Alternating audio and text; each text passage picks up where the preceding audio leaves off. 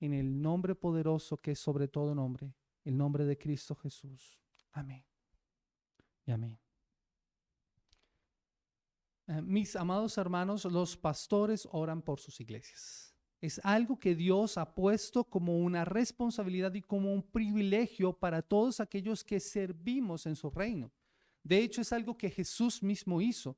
Cuando leemos la palabra del Señor y leemos Juan capítulo 17, encontramos lo que se conoce como la oración sumo sacerdotal. Jesús ora por los suyos, ora por sus discípulos, pero no solamente por ellos, sino está orando por los que habrían de creer después de ellos. Pero es un ejemplo que es además seguido por los apóstoles, y algunas de estas oraciones que los apóstoles hacen o los ancianos de la iglesia hacían por las iglesias están registradas en la palabra. Tal vez no al pie de la letra como ellos las oraban, pero sí a modo de conocimiento en el Nuevo Testamento para que las iglesias supieran cómo era que oraban sus líderes por ellas. Por ejemplo, el apóstol Pablo oraba por la iglesia en Roma, dando gracias a Dios porque todo el mundo hablaba de su fe. Eso lo encontramos en Romanos capítulo 1, el versículo 8. Y por eso oraba por ellos sin cesar, además pidiendo que pudiera ir a verlos. Eso lo encontramos en el capítulo 1 de Romanos, el versículo 9 y el versículo 10. Por la iglesia de Corintio, Pablo oraba porque la gracia de Dios que les fue dada, y además, a pesar de los problemas y las dificultades que ellos tenían, la iglesia había sido enriquecida y no les faltaba ningún don. Y pedía para que además fueran irreprensibles en el día de Jesucristo. Y eso lo encontramos en 1 Corintios capítulo 1, el versículo 4 en adelante. En la iglesia de Filipo, Pablo oraba con gozo porque ellos habían participado en el evangelio desde el primer día y habían compartido el mensaje de la salvación. Estaban compartiendo el mensaje de la salvación. Él estaba convencido de que el que empezó en ellos la buena obra la iba a perfeccionar hasta el fin. Eso lo encontramos en Filipenses capítulo 1, el versículo 3 al versículo 6. Pablo oraba por la iglesia en Colosas para que ellos fueran llenos del conocimiento de Dios y del amor que tenían por todo el pueblo de Dios. Y en su oración él también pedía para que ellos tuvieran el pleno conocimiento de la voluntad de Dios y que además les fuera dada sabiduría para poder andar como es digno del Señor, viviendo vidas que honraran a Dios. Y eso lo encontramos en Colosenses capítulo 3, el versículo 3 al versículo 14. En el pasaje que vamos a considerar esta mañana, vamos a ver la oración que Pablo hace por la iglesia en Éfeso. Y es una oración que impacta mi corazón. Porque esta oración, y siendo honesto, esta oración es la que siempre hago por la iglesia, por nuestra comunidad. Así que mi corazón está ligado con este pasaje de un modo particular. O dicho de otra manera, ¿tú quieres saber cómo oro yo por la iglesia? ¿Cómo oro yo por ustedes?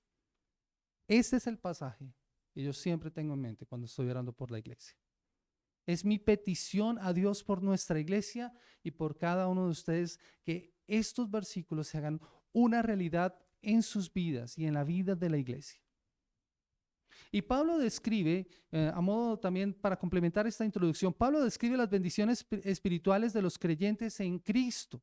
Esas bendiciones han sido mostradas en los versículos del 3 al 14 que hemos estado estudiando. Son bendiciones que mostraban que ellos habían sido escogidos, predestinados, que tenían redención por su sangre, que conoce el misterio de su voluntad, que tienen una herencia y que han sido sellados con el Espíritu Santo de la promesa. Era parte de las bendiciones que estuvimos viendo.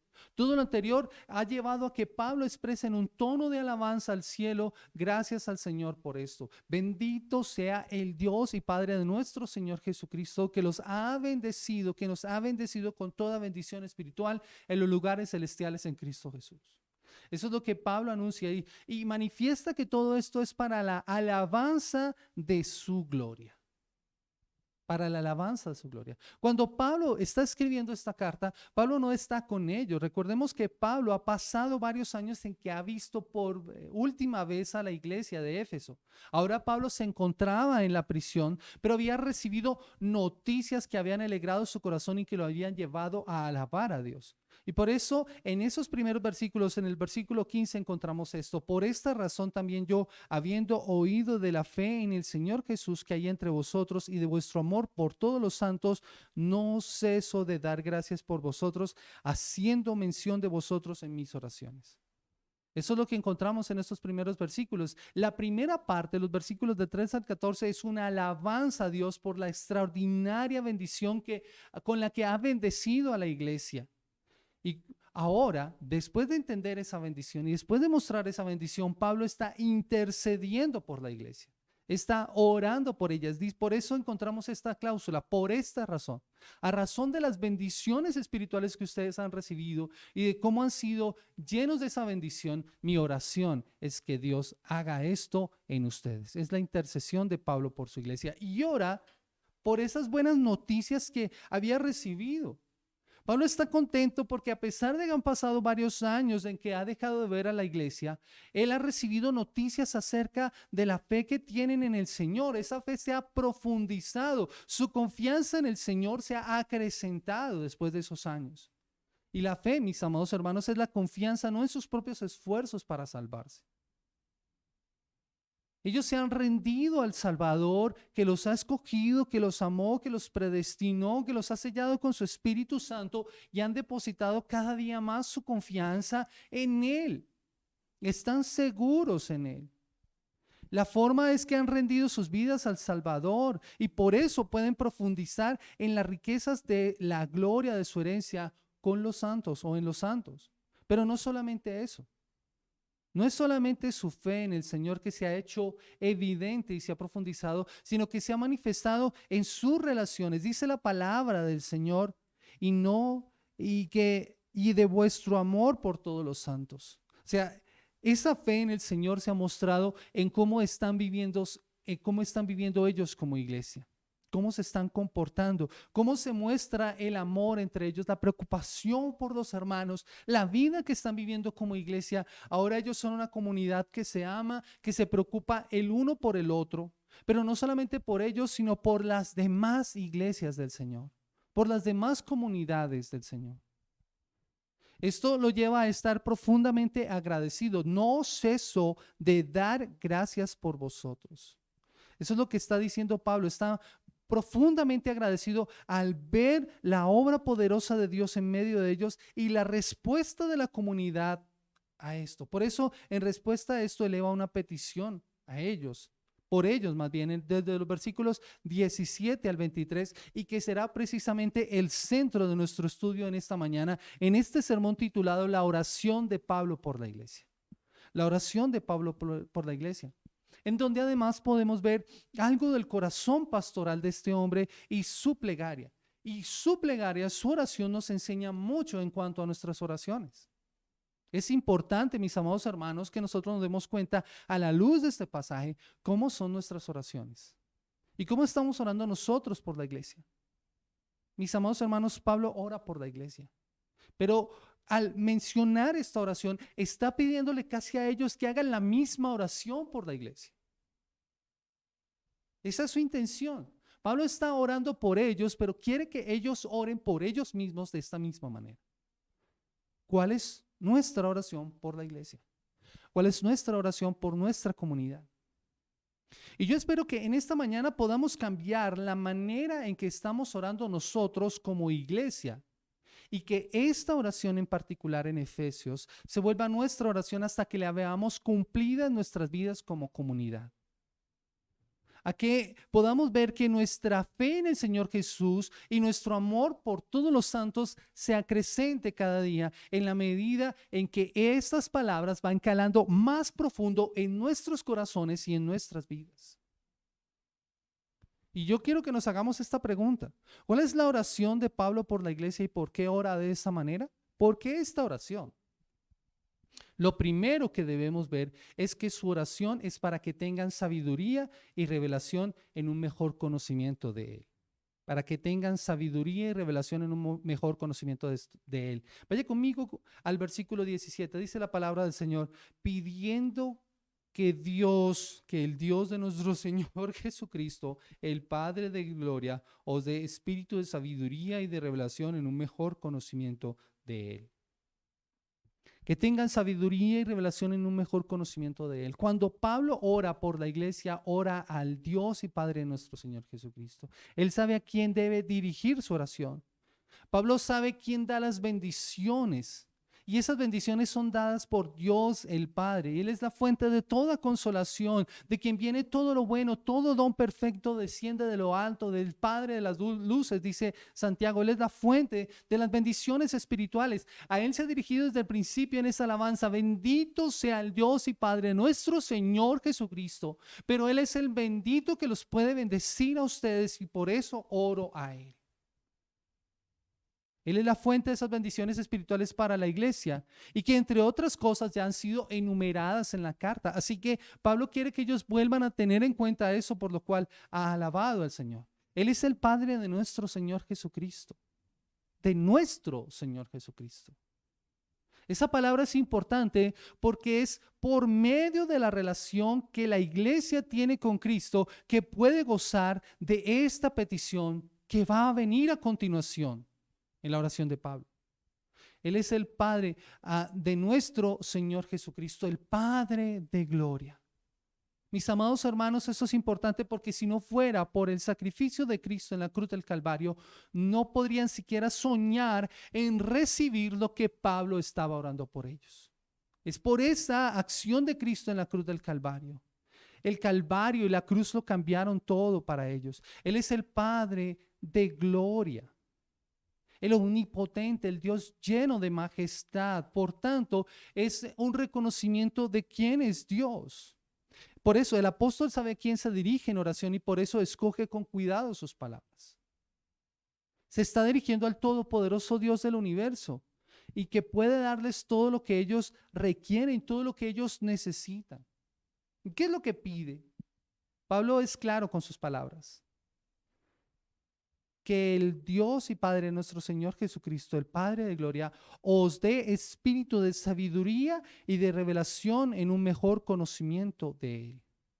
No son nuevas bendiciones, a la verdad. Pablo no está pidiendo algo diferente para ellos, ni siquiera son bendiciones materiales. Que eso es interesante, porque la iglesia de Éfeso era una iglesia que seguramente tenía recursos materiales por el lugar en donde estaba, por seguramente los negocios que tendrían los hermanos allí. No son bendiciones materiales. A Pablo no le interesa esto. Pablo quiere que la iglesia tenga un mayor conocimiento de Dios. Esa es la preocupación de Pablo por la iglesia, que conozcan mejor a Dios, no que su situación financiera cambie o que dejen de tener problemas. Ni siquiera está orando por la salud en particular de alguien. A la verdad, eso se va a dar como resultado del conocimiento de Dios. Pablo quiere que la iglesia tenga un mayor conocimiento de Dios y la forma para que la iglesia tenga esto es por medio del Espíritu. Es por medio del Espíritu. Y aunque la versión de la Biblia de las Américas y la Reina Valera escriben Espíritu con minúscula, es claro que está haciendo referencia al Espíritu Santo. Creo que una buena traducción para entender lo que Pablo está orando es la palabra de Dios para todos, que dice: ruego que Dios, el Padre glorioso de nuestro Señor Jesucristo, les dé el Espíritu, fuente de sabiduría. Pablo pide a Dios que el Espíritu Santo, la tercera persona de la Trinidad con la que ellos han sido sellados y que es la garantía de su salvación, como lo estuvimos viendo la semana pasada, Él sea ayudándoles y revele la verdad de Dios para que lo entiendan y lleguen a conocerlo mejor. Esa es la oración de Pablo, que el Espíritu Santo venga a sus vidas y que ellos tengan entonces un mayor entendimiento y lleguen a conocerlo mejor. Ellos ya tienen el Espíritu.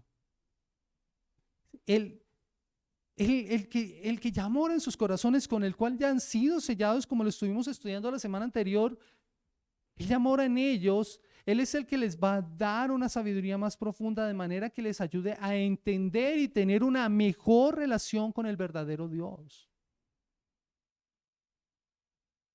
Y aunque nuevamente la bendición que pide es trinitaria, porque como ya lo hemos visto, este pasaje es enteramente trinitario. Dios es el Padre que bendice por medio de Jesucristo y a través del Espíritu Santo, mis amados hermanos. Él es el que les va a proveer una nueva bendición, una bendición espiritual mayor, de mayor conocimiento.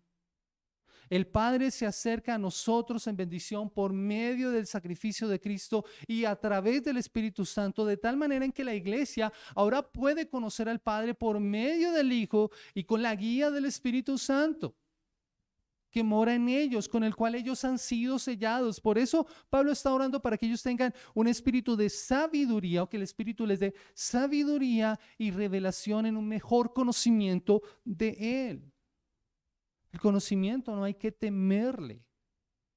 Es algo que nosotros necesitamos conocer. ¿Pero conocer qué? Conocerle a Él. Pablo no está pidiendo algo que sea extraño en la Escritura. De hecho, ya en el Antiguo Testamento se alentaba al pueblo de Dios a conocer a Dios.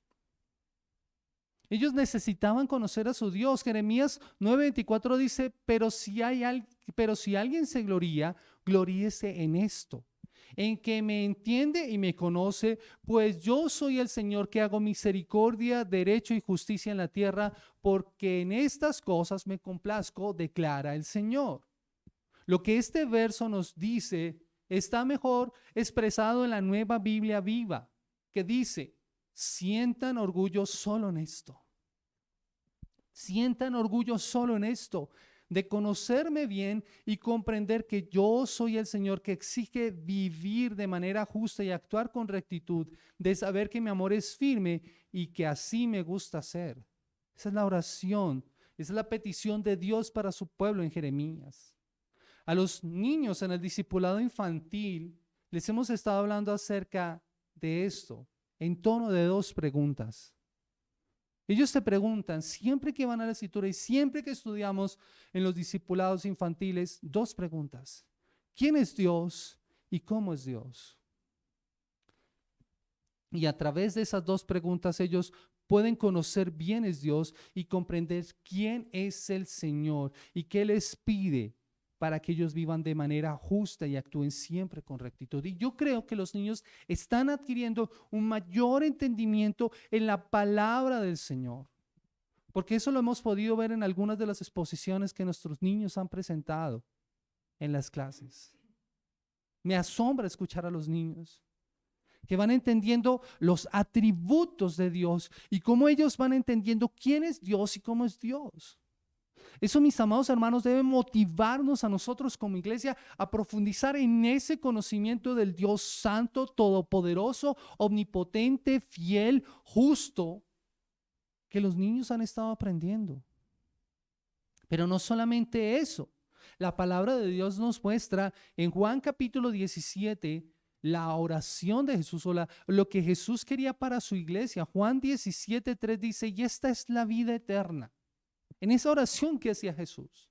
Y esta es la vida eterna, que te conozcan a ti, al único Dios verdadero, y a Jesucristo a quien tú has enviado. Allí es donde está la vida eterna, en conocerlo a Él, en saber quién es Él y cómo es Él, y en conocer a Jesucristo y su obra, y cómo nuestras vidas son cambiadas. Es necesario conocer a Dios para entonces poder crecer en santidad y vivir para la alabanza de su gloria. Mis amados hermanos, Pablo ora para que con la guía del Espíritu ellos puedan conocerlo mejor y más profundamente, no solo de manera intelectual, sino de manera personal.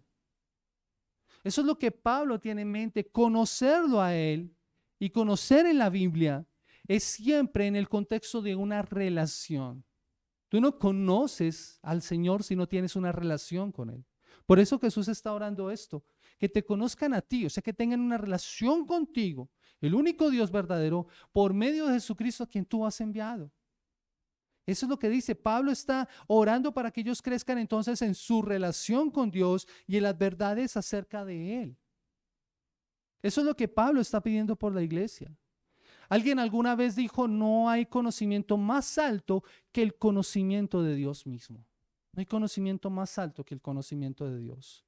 Y Calvino, en el primer capítulo de su institución de la religión cristiana, en el primer párrafo, y eso me impresionaba, en el primer párrafo escribe lo siguiente: casi toda suma de nuestra sabiduría, que de veras se deba tener por verdadera y sólida sabiduría, consiste en 2 puntos, a saber, en el conocimiento que el hombre debe tener de Dios y el conocimiento que debe tener de sí mismo.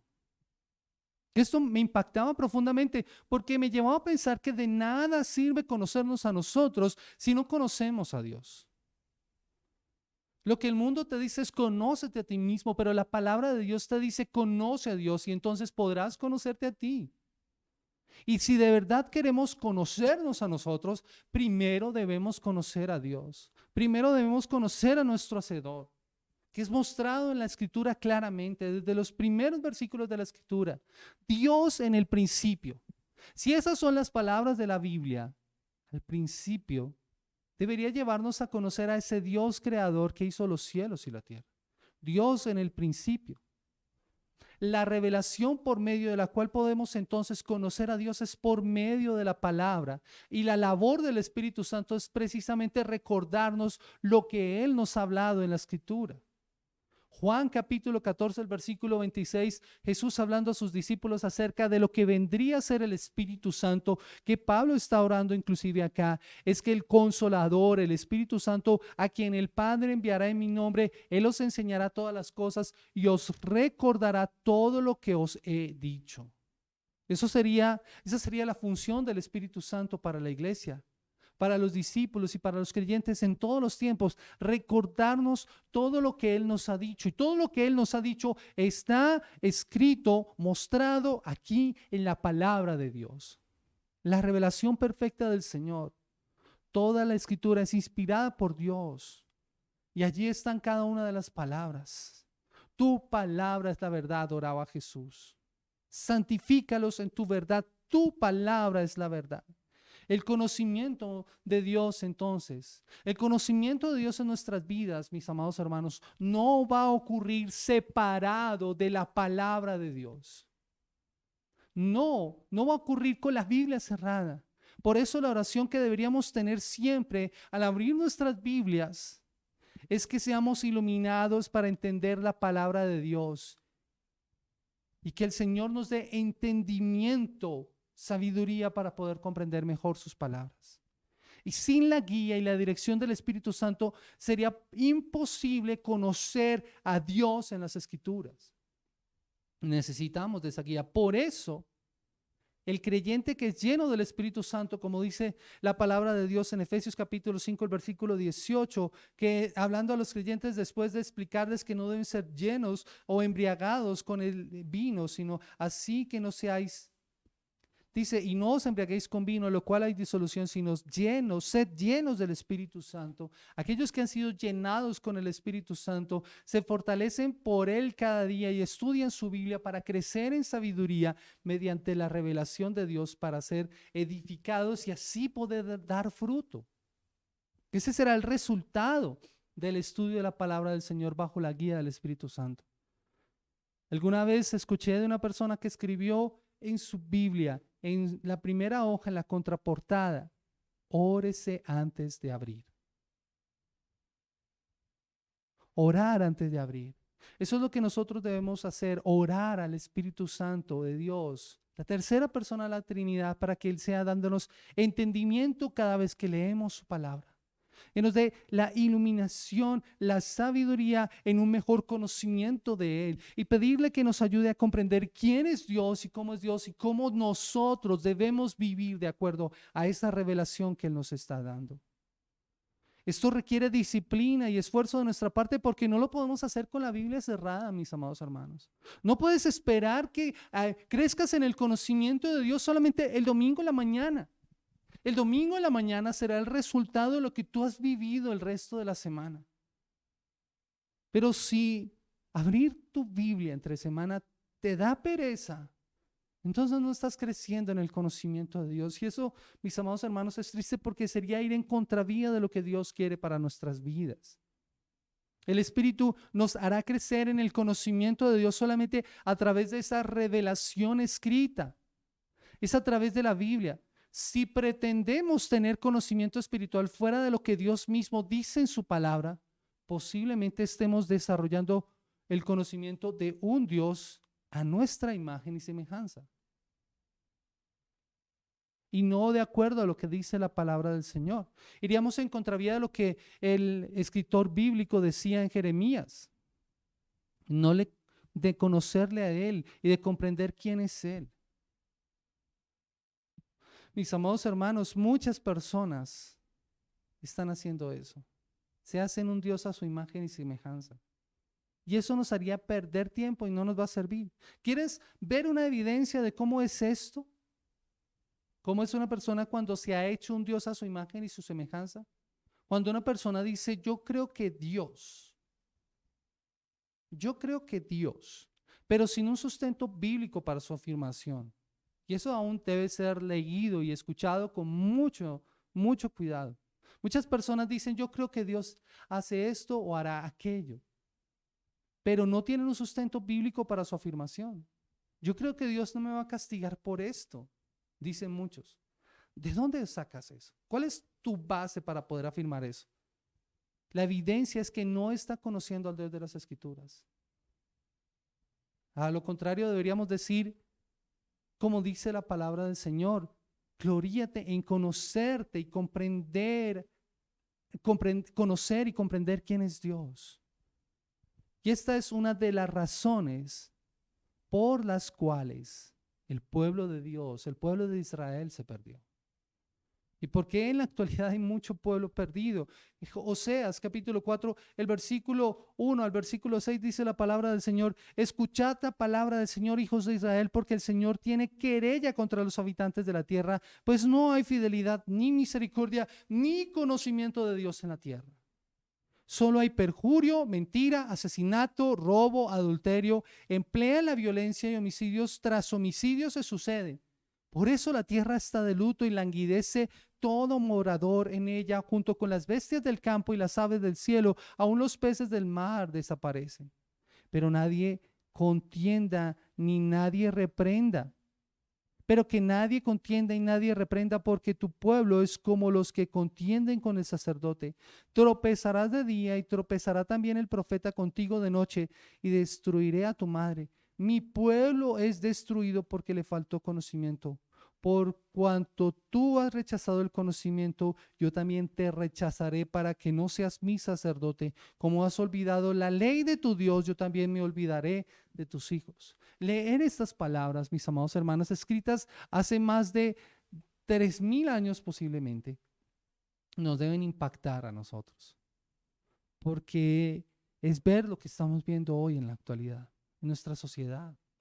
Una sociedad corrompida, dañada, afectada, robo, adulterio, asesinato, violencia, homicidio tras homicidio se suceden, violencia contra la tierra, porque dice, languidece todo morador en ella, y junto con las bestias del campo, las aves de los cielos y aun los peces del mar desaparecen. ¿Y cuál es la razón por la que esto ha ocurrido? Porque no hay conocimiento de Dios. No hay verdadero conocimiento del Señor. Ver la condición actual de nuestra sociedad y ver la condición actual de nuestro mundo solo evidencia la falta de conocimiento de Él. Pero de eso nuevamente somos nosotros responsables. Necesitamos entonces, como pueblo de Dios e hijos de Dios, crecer en ese conocimiento del Señor. Es por esto que para los hermanos de Éfeso, esta oración debía ser muy importante. Recordemos que al inicio de la iglesia muchos aún seguían en sus prácticas paganas porque no tenían el conocimiento correcto. Miren lo que dice la palabra del Señor en Hechos capítulo 19, el versículo 17 al 20. Cuando ellos tuvieron entonces un conocimiento correcto de Dios, porque cuando comprendieron que Dios es poderoso, más que cualquier otro Dios o espíritu al que antes habían servido, su vida cambió. La palabra de Dios dice en Hechos capítulo 19 de la siguiente forma: y supieron esto todos los habitantes de Éfeso, tanto judíos como griegos, y el temor se apoderó de todos ellos, y el nombre del Señor Jesús era exaltado. También muchos de los que habían creído continuaban vendiendo y confesando y declarando las cosas que practicaban, y muchos de los que practicaban la magia, juntando sus libros, los quemaban a la vista de todos. Calcularon su precio y hallaron que se llegaba a 50,000 piezas de plata. Así crecía poderosamente y prevalecía la palabra del Señor. Mis amados hermanos, el impacto que tuvo el verdadero conocimiento de Dios en la iglesia de Éfeso se hizo evidente. Ahora, la pregunta que nosotros debemos hacernos ¿es evidente el conocimiento de Dios en nuestras vidas? El cambio se venció en su conocimiento, porque fue que entregaron allí los libros y los hechizos y demás cosas, amuletos y cualquier otra cosa que ellos tenían en sus prácticas anteriores. Esto prueba la comprensión y el conocimiento que habían adquirido de Dios. Porque cuando tú tienes un verdadero conocimiento de Dios, tu vida es transformada y cambia. Eres renovado, dejas tus prácticas pecaminosas para rendirte al Dios vivo y verdadero. Pablo sabe que se necesita la obra del Espíritu para convencerles totalmente del poder y la gloria de Dios en lo más profundo de su ser. Sin la obra del Espíritu Santo esto sería imposible.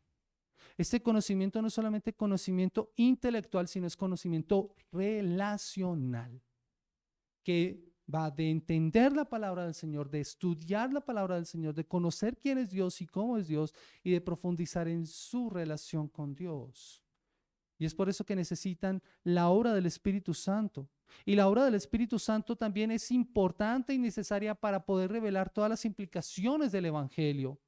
¿Y cómo pueden comprender entonces las riquezas de esa gloria que tienen en los santos? Y para que sean iluminados en su corazón y para que puedan comprender lo que sigue. Y que es precisamente nuestro segundo punto.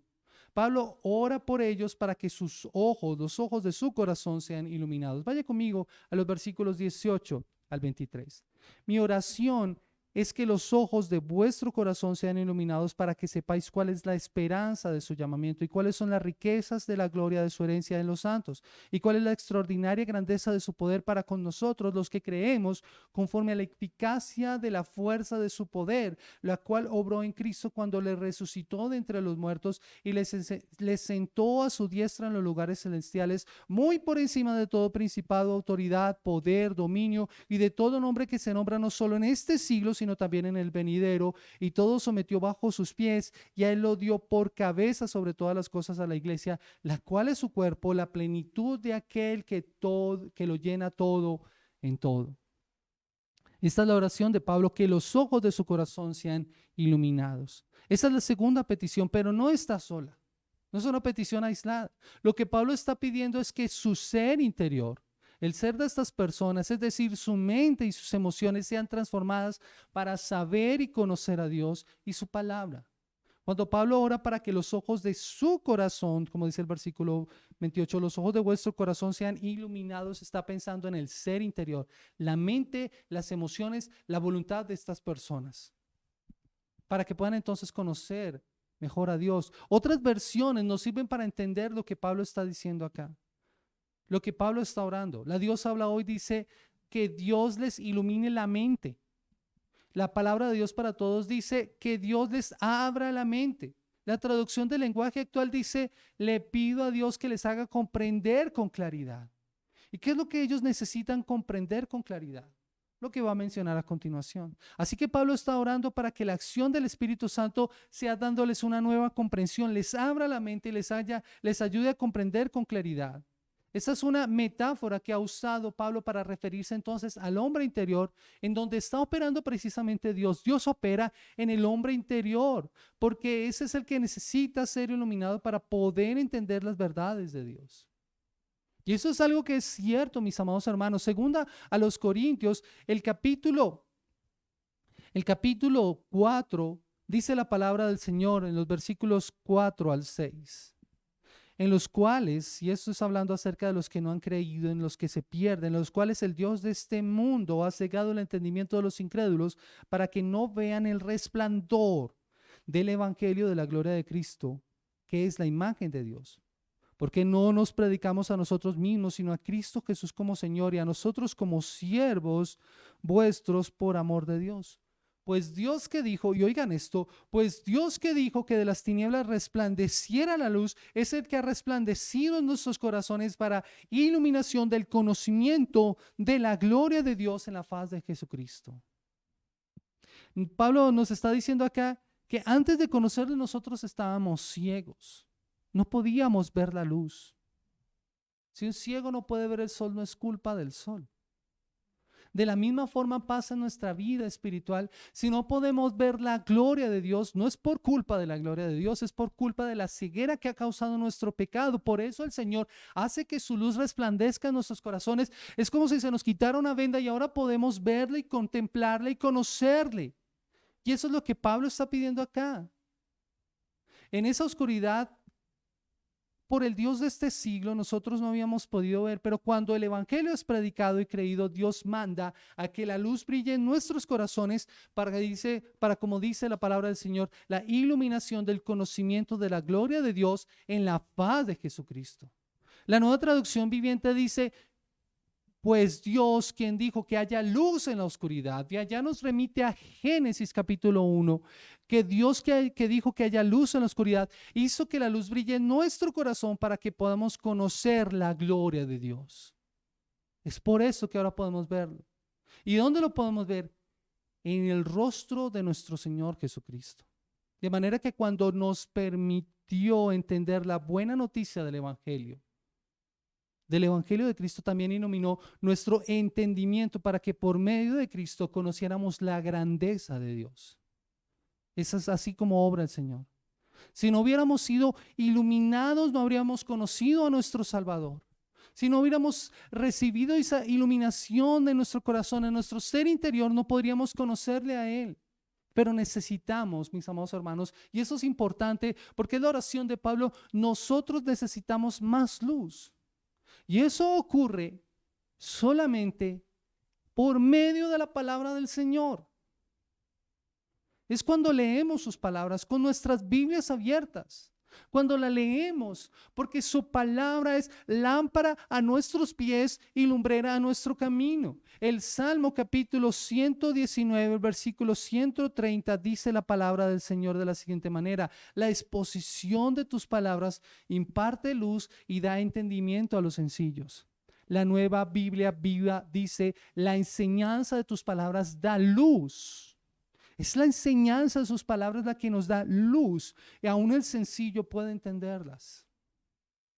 Es por medio del estudio constante, disciplinado de la Escritura que obtendremos una mayor iluminación de su palabra. Como dice un autor, es necesario que sus ojos, los del creyente, cada día sean agudizados en poder ver más detalles de la gloria de Dios, que en su gracia a través de Cristo ha destinado a la iglesia y por ende al creyente para el disfrute de una vida espiritual llena de esperanza a través de la palabra del Señor. Es por eso que debemos participar de los discipulados, de los estudios bíblicos para acrecentar nuestro conocimiento de las verdades reveladas en la palabra del Señor. Lo puedes hacer individualmente, pero necesitas también a otros creyentes. Y como lo vamos a ver más adelante, Pablo habla acerca de esto para que en la iglesia se disfruten de esas bendiciones espirituales. Lo necesitas de manera individual, pero lo necesitas de manera corporativa con el cuerpo. Necesitas poder crecer en esas verdades reveladas en su palabra por medio de la iluminación que el Señor te da, a través también de el compartir con otros creyentes, en la asimilación de la Escritura por medio del estudio con otros creyentes. Hay cosas que debemos ser honestos, no podemos entender solos, pero cuando nos reunimos y cuando podemos compartir por medio de esa iluminación y de ese entendimiento y de esa sabiduría que el Señor ha puesto en la iglesia a través de su Espíritu Santo, entonces podrás entenderlas y así podrás comprender mejor a tu Señor y Salvador. Y podrás ver la gloria de Dios en la faz de Jesucristo, en un mejor conocimiento de Él. Necesitamos acrecentar entonces nuestro entendimiento en la palabra. Y eso ocurrirá en la medida en que compartamos con otros el mensaje y que podamos crecer en ese conocimiento que el Señor nos da. Ahora, esto nos lleva a preguntarnos qué hará entonces esa iluminación en la vida del creyente, porque Pablo está orando lo siguiente: mi oración es que los ojos de vuestro corazón sean iluminados. ¿Para qué? Y Pablo va a decir tres cosas por las cuales ora para que esta iluminación se dé en las vidas de los creyentes. Hay tres verdades que Pablo quiere que sus lectores y por ende nosotros comprendamos y conozcamos y experimentemos en nuestras vidas, y que tiene que ver precisamente con el llamado de Dios, con su herencia y con su poder.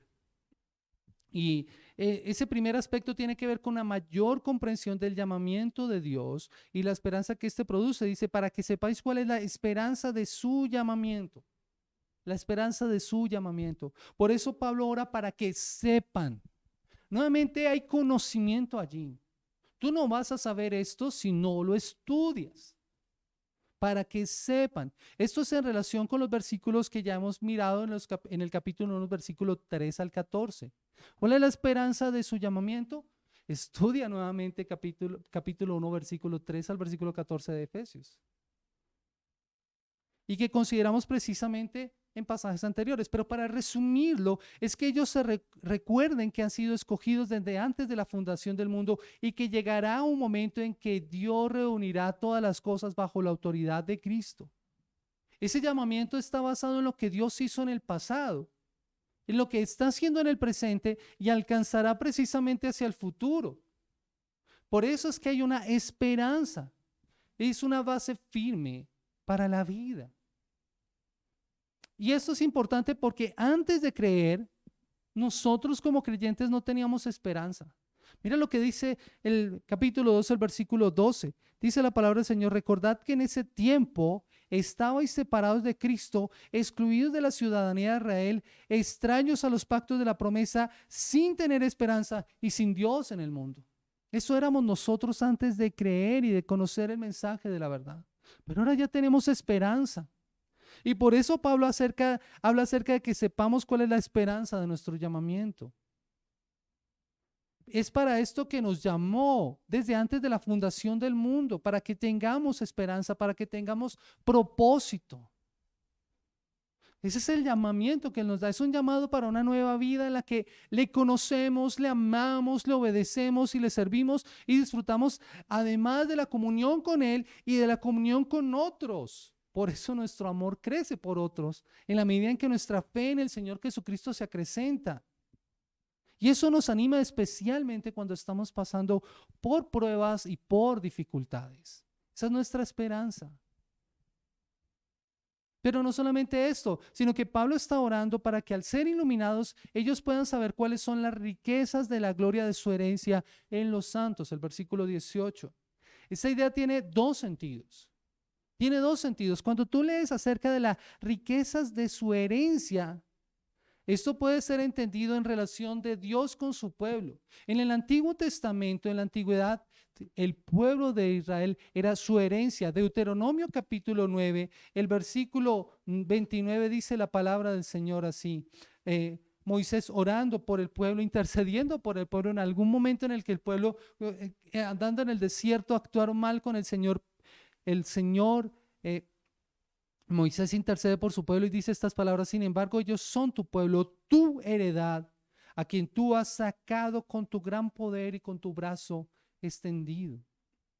Dios tomó un pueblo para sí y lo rescató. Eso fue lo que hizo en Egipto. Los sacó, los liberó para llevarlos, tomó para sí un pueblo. Eran su herencia.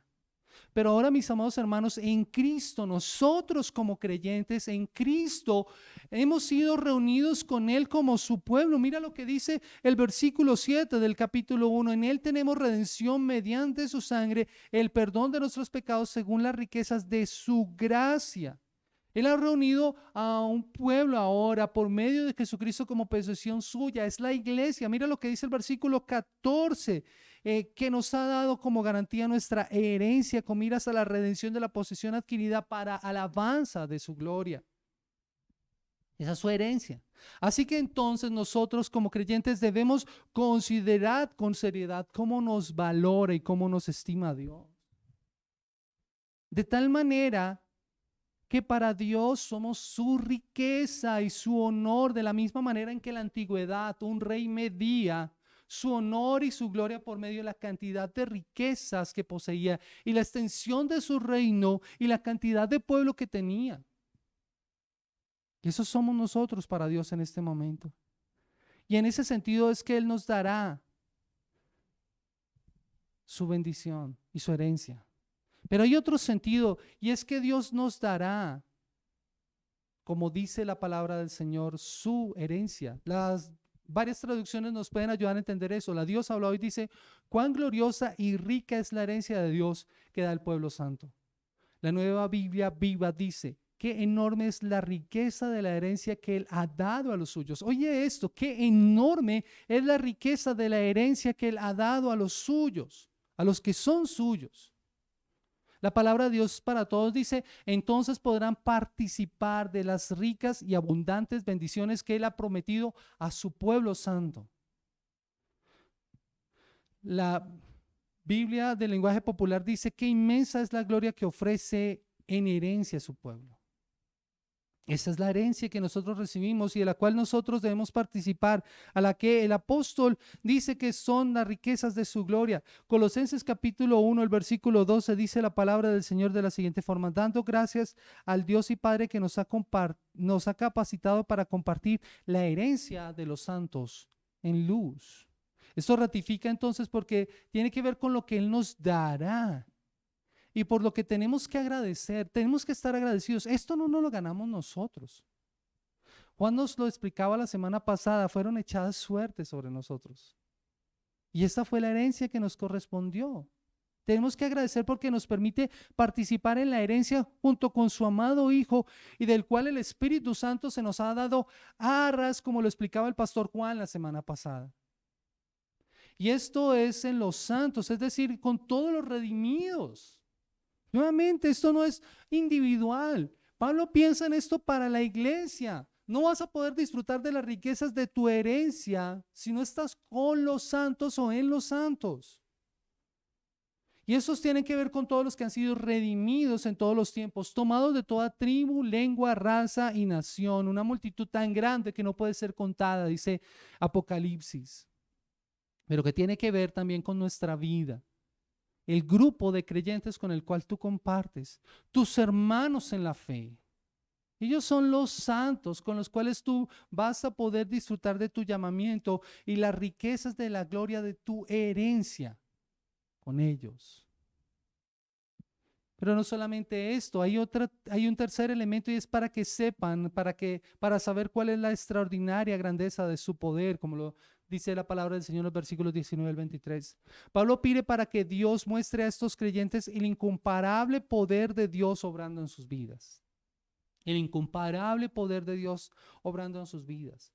Ese poder incomparable que hizo los cielos y la tierra, que sostiene la creación, es el que nos permitirá disfrutar de la gloria y de esa gloriosa herencia en los santos. Por eso, para describir ese poder, Pablo no escatima palabras para hablar de él. Habla de ese conforme a la eficacia de la fuerza de su poder, la extraordinaria grandeza de su poder para con nosotros los que creemos, conforme a la eficacia de la fuerza de su poder, dice el versículo 19.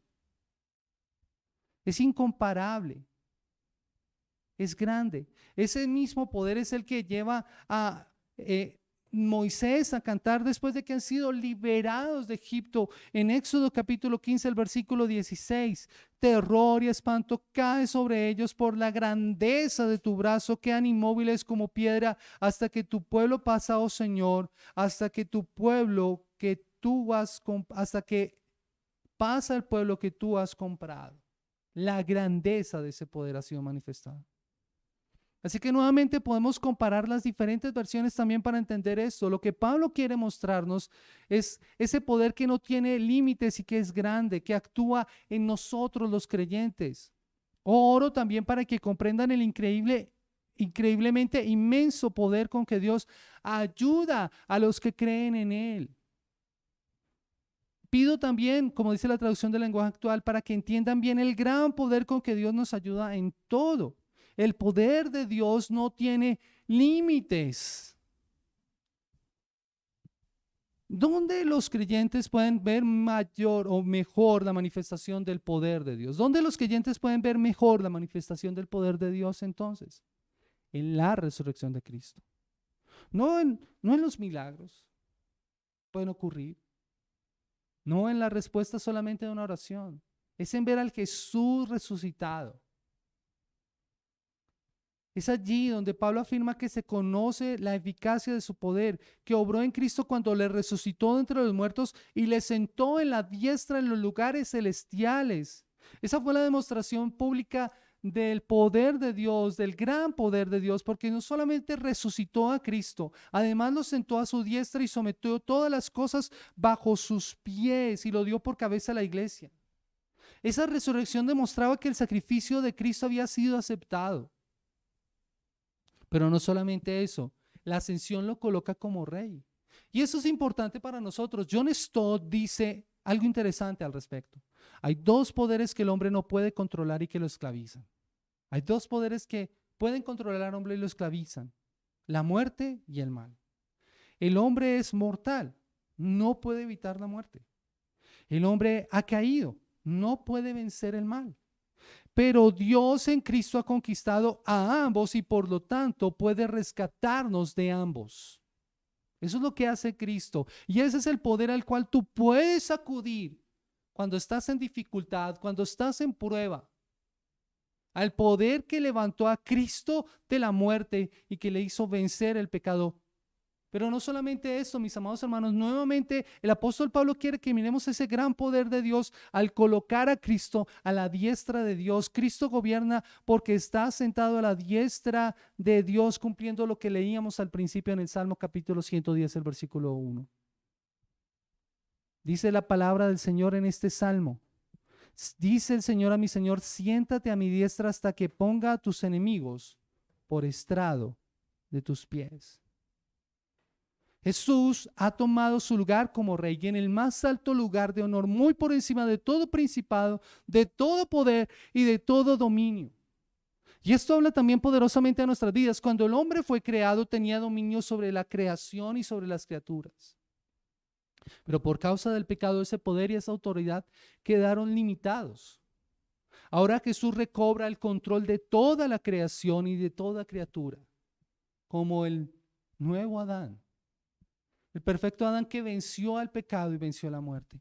Pablo quiere entonces que ahora los creyentes sepamos cuál es la función de Cristo en la iglesia, cuál es su rol. Él no solamente ahora el Salvador, sino su Señor. Por eso es la cabeza, pues no solo es el gobernante en el cielo, sino que está a favor de la iglesia. ¿Por qué está Dios? ¿Por qué está Cristo sentado a la diestra de Dios? Porque allí está intercediendo por la iglesia. Y eso nos lleva a considerar que nada podrá impedir que seamos herederos de las riquezas espirituales que Él ha prometido. Si Cristo está sentado a la diestra de Dios, es porque ha vencido y porque nos puede dar lo que nos ha prometido. Él está sentado en el trono, intercede por nosotros para que Dios continúe bendiciendo a su iglesia. Y es precisamente la iglesia en el lugar donde nosotros podemos disfrutar de esas bendiciones. Es en medio de la comunidad entonces donde nosotros podemos disfrutar lo que el apóstol Pablo está orando. La bendición es un asunto personal y es así que debemos verlo. Pero el Señor nos ha colocado en medio de otros que han sido salvados y que son su cuerpo, es la iglesia. Por eso Pablo dice estas palabras y lo colocó muy por encima de todo principado, autoridad, poder y dominio y de todo nombre que se nombra, no solo en este siglo, sino también en el venidero, y sometió todas sometió bajo sus pies y todo sometió bajo sus pies y a él lo dio por cabeza sobre todas las cosas, a la iglesia. Alguien dijo así: todas las riquezas de la gracia de Dios solamente pueden disfrutarse en la comunión y la vida y la asamblea de la iglesia de Cristo. Es allí donde vamos a poder disfrutar esto. Y Cristo es la plenitud de que todo lo llena en todo. La iglesia está completa en Cristo. Nuestras vidas solamente están completas en Cristo. Cristo es la cabeza porque gobierna, dirige a la iglesia y por eso da dones para la edificación del cuerpo. Los dones recibidos, y eso lo vamos a estudiar, lo vamos a estar estudiando precisamente en la carta, los dones recibidos de parte de Dios solo tienen sentido en relación a la iglesia. Fuera de la iglesia, no tiene ningún sentido el don que Dios te ha dado. Es para la edificación del cuerpo de Cristo. Es la manera en cómo Cristo cuida a la iglesia porque es su cuerpo. Y la cuida tanto que dice la palabra del Señor que ni las puertas del Hades prevalecerán contra ella. Nada podrá sostenerse frente a la iglesia. Es por eso importante, porque nos recuerda que Cristo mismo nos da todos los recursos necesarios para que la iglesia pueda llevar a cabo la misión a la que ha sido llamada. Yo quiero finalizar en esta mañana haciendo unas breves aplicaciones con respecto a esto, mis amados hermanos.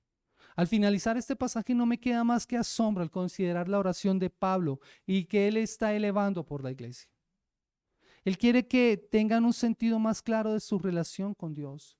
Su vida ahora está determinada por la dirección de Dios y no por fuerzas ciegas. Además, Él está pidiendo para que tengan una comprensión más profunda de lo que Dios ha hecho por ellos y para que tengan un mayor conocimiento en el Señor, lo que va a producir por medio del poder en sus vidas. Pablo no ora por bendiciones materiales para la iglesia. Esto me impactaba porque Pablo no está orando para que el Señor supla o provea alguna cosa material. No está orando por su bienestar material. A la verdad, esa no debe ser una preocupación en la vida del creyente. Contentos con lo que tenemos ahora, dice la palabra del Señor. ¿Por qué os afanáis por lo que habéis de comer o lo que habéis de beber? Mas buscad primeramente el reino de Dios y su justicia, y todo lo demás os será añadido. Así que las bendiciones que nosotros necesitamos y las oraciones que nosotros debemos elevar son bendiciones y peticiones espirituales para nuestro crecimiento espiritual. Y eso nos debe llevar a considerar cómo estamos orando. ¿Cómo estás orando por tu iglesia? Cuando oras por ella, ¿cómo estás orando? Nuestra oración de manera individual y manera colectiva debería ser conocer mejor a Dios y su extraordinario poder contemplar su gloria cada día y cada vez más en medio de la comunidad, en medio de los creyentes. Por eso Pablo, cuando habla acerca de esto a la iglesia de Filipos, en el capítulo 3, el versículo 10, dice de la siguiente manera: y conocerle a Él y el poder de su resurrección y la participación de sus padecimientos y llegar a ser como Él en su muerte. Es conocerle a Él y ver el poder de su resurrección debería ser nuestra oración. Comprender el poder de Dios y conocerle a Él nos lleva a enfrentar la vida. Mire lo que dicen los versículos 20 y 21 de este mismo pasaje en Filipenses.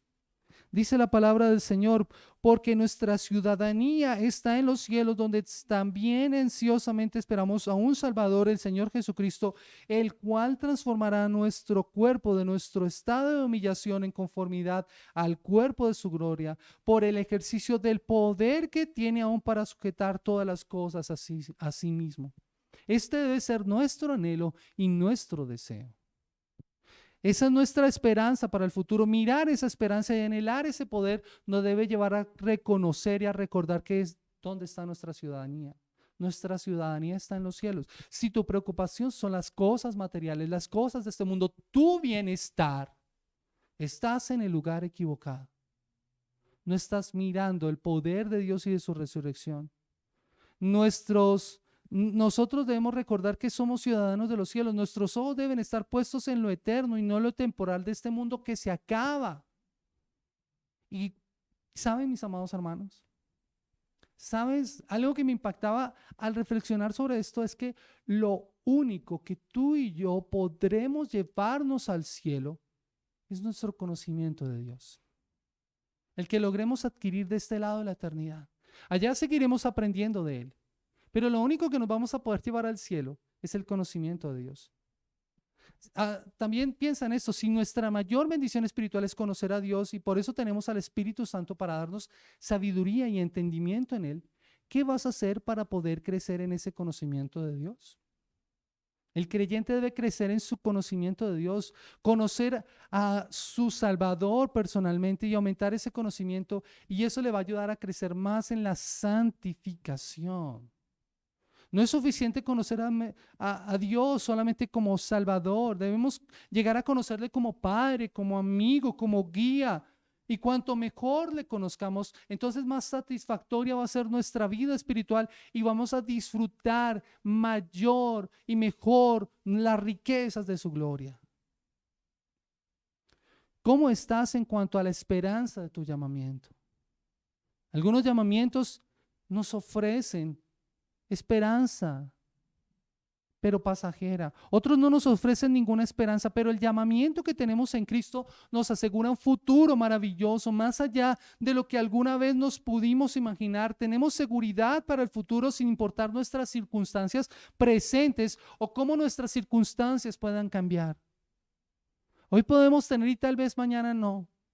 Pero si tu esperanza está en lo que tienes y ya no tienes esperanza, si pierdes lo que tienes, has puesto tu esperanza en el lugar equivocado. Solo Cristo te da una verdadera esperanza y sin importar las circunstancias, esa esperanza será firme y segura. Nuestra esperanza va más allá de lo material y esa esperanza nos anima y nos debe animar. La esperanza corresponde precisamente a ese llamamiento y debe ser una nueva fuerza, una fuerza dinámica en nuestra vida que nos anime a vivir de manera pura, de manera santa, a ser obedientes, a ser fieles. Y el hecho de que un día veremos a Cristo y que seremos como Él debe motivarnos a vivir como Cristo hoy. Debe cambiar la manera en cómo nosotros estamos viviendo. Así como ocurrió con la iglesia en Éfeso. Cuando comprendieron y entendieron mejor quién era Dios, dejaron sus viejas prácticas paganas. ¿Cuántas prácticas y cuántas cosas tú debes dejar que aún no has dejado de tu vieja vida? Ideas preconcebidas, conceptos errados conforme a Dios, cosas a las que te aferras todavía. Tienes que dejarlo. El hecho de que un día veremos a Cristo y seremos como Él debe motivarnos a vivir como Cristo hoy y ser para la alabanza de su gloria. Como somos la herencia de Dios, debemos vivir para agradarle y glorificarle hasta que Cristo vuelva. ¿Cómo estás experimentando la extraordinaria grandeza de su poder? Hay enemigos que nos quieren robar nuestra riqueza espiritual. El enemigo viene para hurtar, matar y destruir. Y nunca los podríamos derrotar a esos adversarios espirituales con nuestro poder. Necesitamos el poder que Dios nos da a través del Espíritu Santo. Cada vez que tú oras y te rindes al Señor, humillado bajo la poderosa mano de Dios, resistid al diablo y Él huirá de vosotros. Vencer la tentación, vencer el pecado solo será posible si acudes al poder del Señor. En oración, a través del estudio de la palabra del Señor, a través de la meditación, a través de un mayor conocimiento de Dios. Entre más conocimiento tengas de Dios, mayor será tu entendimiento de Él. Y entonces tendrás más fuerzas para enfrentar al pecado. Pero si no creces en conocimiento, vendrá la tentación y podrá llevarte más fácilmente. Así que lo que necesitas es crecer en el conocimiento de Dios y por eso tienes al Espíritu Santo morando en ti. Pablo quiere que conozcamos esa grandeza de su poder para que no dejemos de usar y de disfrutar la riqueza espiritual que Dios nos da. Y para que el enemigo ni el pecado nos prive de eso. Mis amados hermanos, Cristo es el Señor y gobierna sobre la iglesia, intercede por ella. Descansa en sus promesas y vive la riqueza de la gloria de tu herencia en los santos y vive para la alabanza de su gloria. Yo quiero invitarles a que en esta mañana oremos al Señor y demos gracias al Rey de Reyes. Padre, en el precioso nombre de Cristo Jesús, ayúdanos para que esta oración que hemos leído en esta mañana se vuelva una oración en nuestras vidas. Que sea una constante oración, una plegaria continua de que nosotros crezcamos en el conocimiento de Dios, en un mejor conocimiento de Él, para que los ojos de nuestro corazón sean iluminados y sepamos cuál es la esperanza de nuestro llamamiento y cuáles son las riquezas de la gloria de nuestra herencia en los santos y cuál es la extraordinaria grandeza de tu poder para con nosotros los que creemos, conforme a la eficacia de la fuerza de tu poder. Ayúdanos a comprender esto, Señor. Ayúdanos a crecer en la fe y en el conocimiento del Hijo de Dios. Ayúdanos como iglesia, Señor. Separados de ti nada podemos hacer, Y reconocemos que esta es la vida eterna, que te conozcamos a ti, al único Dios verdadero, y a Jesucristo a quien tú has enviado. Señor, ayúdanos, Padre. Ayúdanos a comprender estas verdades y a vivirlas, Padre. Cambia a la iglesia, Señor. Impacta a la iglesia, te lo ruego. Obra en esta comunidad, Señor. Dales un mayor conocimiento y una mayor iluminación para que sepan cuál es su esperanza, cuáles son las riquezas y cuál es la extraordinaria grandeza de tu poder, Señor. Ayúdales a través de tu Espíritu Santo. Oh bendito Señor, toda la gloria y toda la honra al Rey, que está sentado sobre todo principado, toda autoridad, todo dominio y sobre todo nombre, que se nombra no solamente en este siglo, sino también el venidero. A Él sea la alabanza, a Él sea la gloria, a Él sea la exaltación, en el precioso nombre de Cristo Jesús. Amén y amén. Amada iglesia, que el Señor les bendiga y les guarde grandemente. Les animo, como lo estamos estudiando